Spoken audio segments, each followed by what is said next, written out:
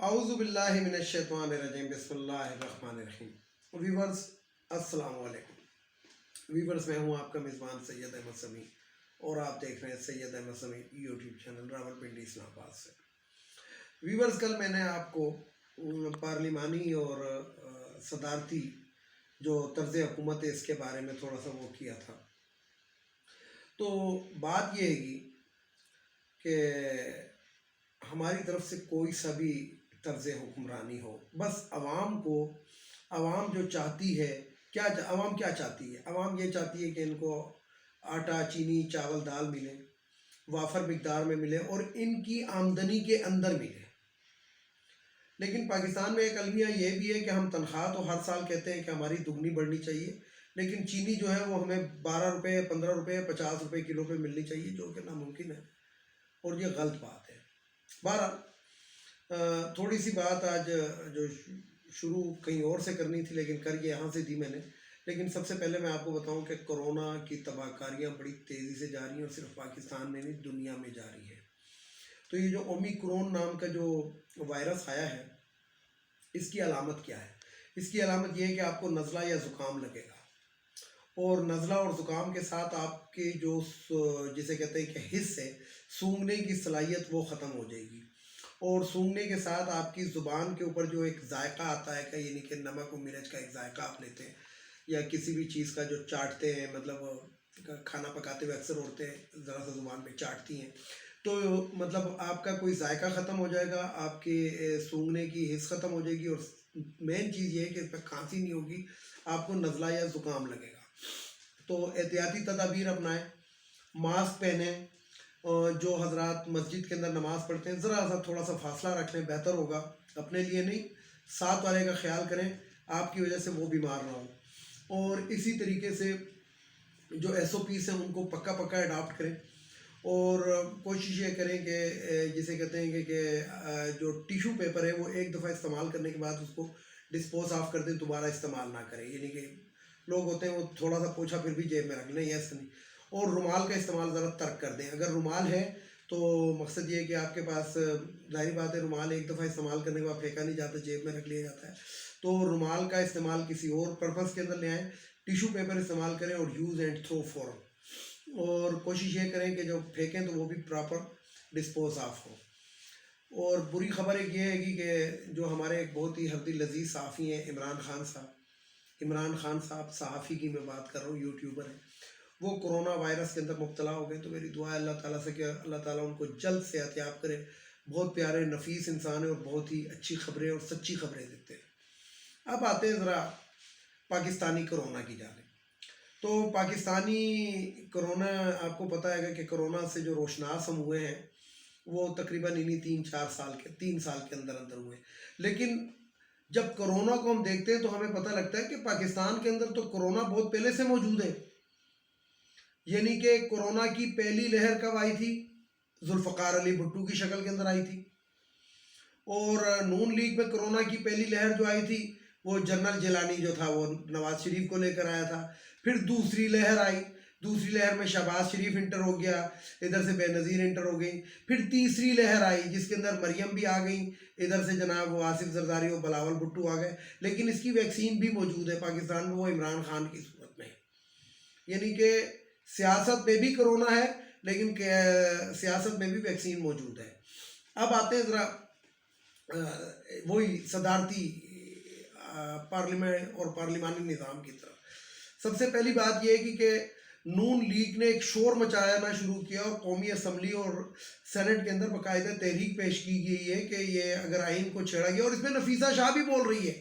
مزے کی بات یہ ہے کہ یہ وہ نفیسہ شاہ ہے کہ جو بے نظیر انکم سپورٹ پروگرام سے 2000 روپے حاصل کرتی رہی ہے. لیکن پھر وہی والی بات کروں گا کہ شرم ان کو مگر نہیں آتی.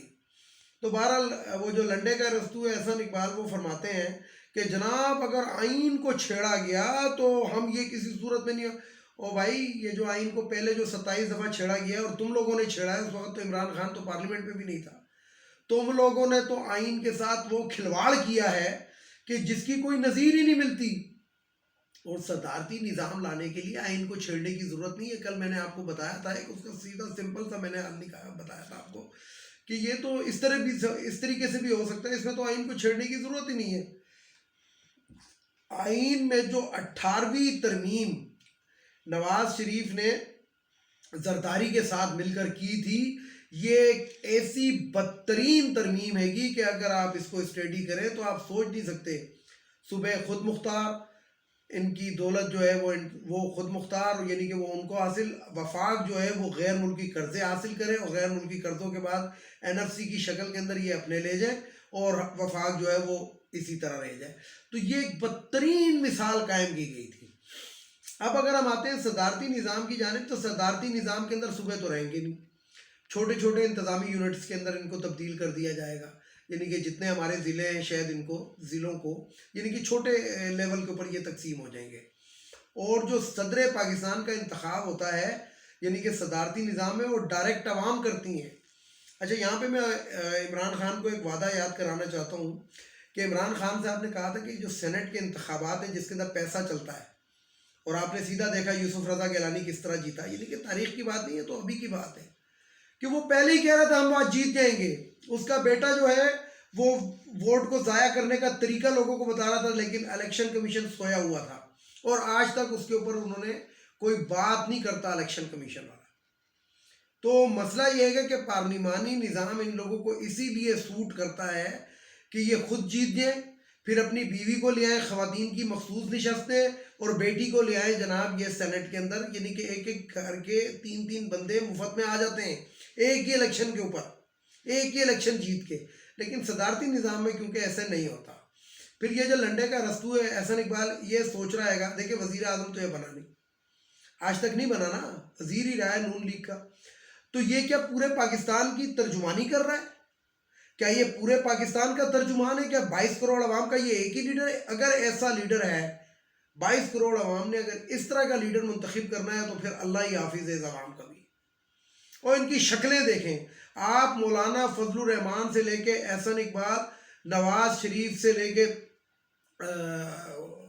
خواجہ آصف, شہباز شریف سے لے کے مریم صفدر, ان تمام کی آپ شکلیں دیکھیں تو آپ کو یقین جانے کہ بھیانک قسم کے چہرے آپ کو نظر آئیں گے. جمہوریت والے, کون سی جمہوریت والے کہ ہم جیت جائیں تو ویری گڈ اور ہم ہار جائیں تو الیکشن فیٹ ہے, الیکشن دھاندلی زدہ ہے, یہ جناب دھاندلی کی پیداوار ہے. یہ وہ والی جمہوریت چاہتے ہیں, اور ان کے پاس نہ کوئی پروگرام ہے نہ ان کے پاس کوئی وہ, یعنی کہ دیکھیں مولانا فضل الرحمان اپنا ایک لے پالک صحافی, لے پالک سے مراد ہے گا یہ سلیم صحافی, لفافہ صحافی ہے, یہ بھی دراصل لنڈے کی اس کی دکان تھی. تو بہرحال سلیم صحافی نے غلطی سے ہو سکتا ہے مولانا سے سوال پوچھ لیا ہو, کیونکہ سلیم صحافی کو ایسا سوال کبھی بھی نہیں پوچھتا, اس کو تو باقاعدہ سوالات اگلے لکھ کر دیتے ہیں کہ آپ نے یہی سوالات ہم سے پوچھنے. اس نے مولانا فضل الرحمان سے پوچھا کہ کرپشن, تو کہتا ہے مولانا فضل الرحمان ٹی وی کے لائیو شو میں کہتا ہے کرپشن میرے لیے ایشو نہیں ہے, اس کے لیے ایشو ہے 22 نمبر بنگلہ, اس کے لیے ایشو ہے سیٹ قومی اسمبلی کی, اور اس کے لیے نوکری ہے قائمہ کہ میں وہ کشمیر کمیٹی کے چیئرمین شپ کی جس میں 42 لاکھ کی لفظی ٹکار جائے. تو مقصد یہ ہے کہ ان لوگوں کو جمہوریت یہ والی سوٹ کرتی ہے کہ جس کے اندر خود بھی منتخب ہو جاؤ, بیوی کو بھی کرا لو, بیٹی کو بھی کرا لو, داماد کو بھی کرا لو, بھانجے کو بھی کرا لو, ان کو یہ جمہوریت سوٹ کرتی ہے. دیکھیں میں آج آپ کو ایک بات بتاؤں, جنرل محمد ضیاء الحق گو کہ وہ ڈکٹیٹر تھے, ڈکٹیٹر انہوں نے نواز دیا ان گنجوں کو, شریف فیملی کو, لیکن ان کی ذاتی فیملی کی بات کریں آپ, اعجاز الحق کے علاوہ ان کے ایک بیٹا اور بھی تھا, میرے خیال میں فوت ہو گئے, اللہ تعالیٰ ان کی بخشش فرمائے اگر فوت ہو گئے, اور ان کی ایک بیٹی بھی تھی جو ذہنی لحاظ سے ذرا سی کمزور تھی, اس کا ذہن ضیاء نام تھا.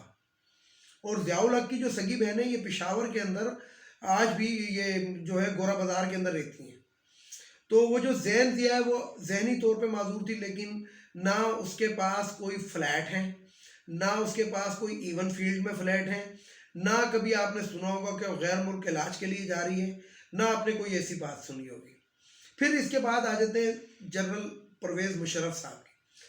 پچھلے دنوں میں نے پرویز مشرف صاحب کے بیٹے اور بیٹی کی ایک تصویر جو تھی وہ اپنے فیس بک اکاؤنٹ سے وائرل کی تھی. آپ اس کے اندر دیکھیں کہ کس قدر کی سادی پسند وہ لڑکی ہے اور ان کا بیٹا ہے, آج بھی وہ نوکری کرتے ہیں. حالانکہ وہ صدر پاکستان جو 11 سال پاکستان کا جسے کہتے ہیں کرتا دھرتا تھے، لیکن نہ ان کے پاس لندن میں فلیٹ ہے، نہ ان کے پاس سرے میں محل ہے، نہ ان کے پاس امریکہ میں کوئی چیز ہے. ایون کہ وفاقی وزیر جو اس وقت ریلوے کے تھے شیخ رشید، انہوں نے بھی اپنے ٹی وی کے ایک انٹرویو میں آ کے کہا تھا کہ صبا مشرف جو تھیں، جو مشرف صاحب کی بیگم تھی، وہ ایک دن کہہ رہی ہیں شیخ رشید کو کہ آج میری بیٹی لاہور سے ریل کار میں راولپنڈی آئے گی. یعنی کہ آپ اس سے اندازہ لگائیں کہ وہ کس قسم کی. یہاں پہ تو نواز شریف کی فیملی میں تو ناشتہ بھی لاہور سے ہیلی کاپٹر کے ذریعے آتا تھا. فجے کے پائے تھے، فلانے تھے، ڈھمکانے تو آلو گوشت تو اس کو آپ کو پتہ بہت ہی شوقین تھا، اور کالے والے انگور بھی کھاتا تھا. تو مقصد یہ ہے کہ انہوں نے تو پاکستان کے اندر ایک ایسی بادشاہت قائم کی ہوئی تھی کہ خود وزیر اعظم، بھائی وزیر اعلیٰ، ماں جو ہے وہ قومی صوبائی اسمبلی کی مخصوص نشست پہ، بیگم جو ہے وہ، بیٹی جو ہے یوتھ کی چیئرمین، باقی جو نیچے کے ٹھیکے ہیں گے وہ دامادوں کو دے دو. وفاقی وزیر بجلی و پانی وہ بھی داماد، وہ بھی بینوئی، وہ بھی سانڈو. مطلب یہ ان لوگوں کی سیاست ہے، یہ ان کا پارلیمانی نظام ہے. اسی طریقے سے آپ پیپلز پارٹی میں چلے جائیں تو جو منشی ہے وہ وزیر اعلیٰ بنا دو، خود جو ہے وہ چیئرمین بن جاؤ، پھر کو چیئرمین بن جاؤ، بہن کو جناب سینئر وزیر بنا دو، اور کیا کیا بنا، کس کس کو بنا دو. یعنی کہ آپ اس سے اندازہ لگائیں ان لوگوں کو عوام سے کوئی مقصد نہیں، عوام کی ترقی سے کوئی مقصد نہیں ہے، عوام کی باتوں سے کوئی مقصد نہیں. ان کو صرف اور صرف چاہیے تو کیا چاہیے؟ وہ والی جمہوریت چاہیے جس کو میں شیموکریسی کہتا ہوں، کہ جس کے اندر پورا کا پورا خاندان مفتے کے اوپر بھر لو. یعنی کہ بقول نون لیگ کے نواز شریف جدی پشتی مالدار ہے. جب جدی پشتی مالدار ہے تو کیا ضرورت تھی کہ اپنے بیٹے کی کمپنی کے اندر چپراسی کی نوکری کر رہے تھے اور دبئی کے اقامے پہ کر رہے تھے. ویڈیو کو لائک کریں، شیئر کریں، سبسکرائب کریں، بیل آئیکن کے بٹن کو ضرور دبائیں تاکہ میری نیکسٹ ویڈیو آپ کو مل سکے. اس کے ساتھ ہی اجازت چاہوں گا. اجازت چاہنے سے پہلے میرے روایتی جملے، ایک ان اخوانیوں کو ہمارے ملک سے چلا جانا چاہیے، اور ایک یہ جو خواتین کی مخصوص نشستیں ہیں فور ختم ہونی چاہیے. تیسرے نمبر پہ جو بھگوڑا لندن میں بیٹھا ہے اس کو واپس آنا چاہیے. اور سب سے آخر میں ہماری معزز عدلیہ، جو ہماری معزز عدلیہ ہے وہ کسی میر شکیل الرحمان، میر خلیل ان لوگوں کو نہ دیکھے. انہوں نے جو کیا ہے، انہوں نے توہین عدالت اگر کی ہے، ان کو رگڑیں. آپ کے پاس یو ہیو اے پاور. آپ انداتا نہ بنے کسی کے کہ ہاں جی اس کے سر پہ ہاتھ رکھ دیا اور اس کے سر کی چادر کھینچ لی. مریم صفدر صاحبہ جو 2 سال سے باہر گھوم رہی ہیں اپنے بیمار باپ کی تیمارداری کے لیے، یہ معزز عدلیہ ان سے پوچھے کون سا باپ ہے؟ باپ تو لندن میں بیٹھا، کیا دوسرا باپ بھی ہے کوئی؟ پتہ تو کریں. اور سب سے آخر میں بات کہ جب شہباز شریف اس کا گارنٹر بنا تھا تو شہباز شریف کو انصاف کے کٹہرے میں معزز عدلیہ لے کر آئے، لاہور ہائی کورٹ لے کر آئے.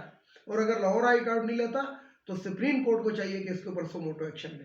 اور سپریم کورٹ کو چاہیے کہ اپنے کرپٹ ججز کو دیکھے، جسٹس قاضی فائز عیسیٰ کی طرح کے، اور اس کی بیوی کو دیکھیں. اس کی بیوی کے آنسوؤں کو مت دیکھیں، بلکہ اس کی بیوی اور اس کے شوہر کی کرپشن کو دیکھیں. اس کے ساتھ ہی اجازت چاہوں گا تمام دیکھنے والے سننے والوں کو. اللہ حافظ. اور آخر میں وہی نعرہ، پاکستان زندہ باد.